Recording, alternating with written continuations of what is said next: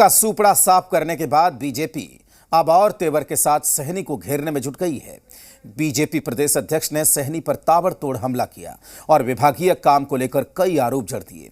इससे तिलमिलाई विकासशील इंसान पार्टी ने बीजेपी पर पलटवार किया, लेकिन सरकार के विभाग में गड़बड़ी है और मुखिया खामोश हैं। आखिर जेडीयू सहनी को लेकर खामोश क्यों हैं? सहनी पर सवालों के साथ बीजेपी का वार, विभाग के कामकाज पर उठाए गए सवाल, बीजेपी के सवालों पर जेडीयू ने साधी चुप्पी।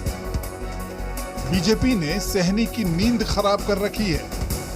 पहले 3 विधायकों को अपने पाले में खींचा और अब सहनी के विभागीय काम पर बीजेपी ने सवाल उठाए हैं। लेकिन इस सवाल का जवाब विकासशील इंसान पार्टी ने दिया।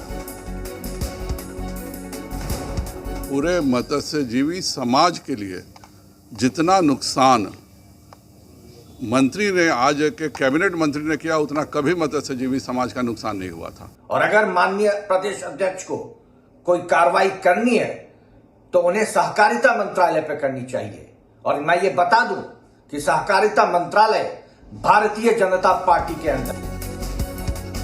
वीआईपी का दावा है कि बीजेपी जो आरोप लगा रही है वो विभाग बीजेपी के पास है, तो जवाबदेही बीजेपी की बनती है।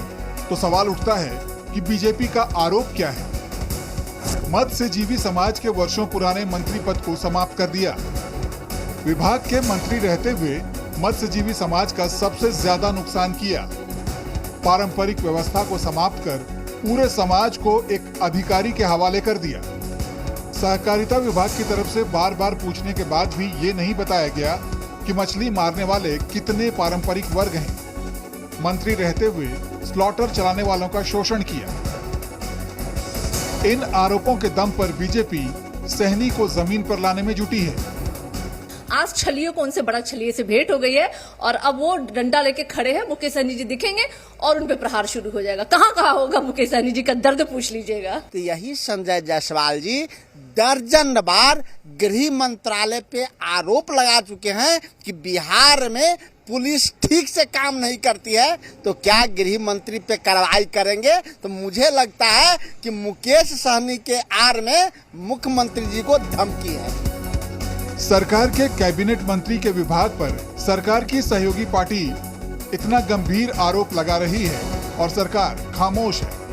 बड़ा सवाल है कि आखिर जेडीयू ने चुप्पी क्यों साध रखी है?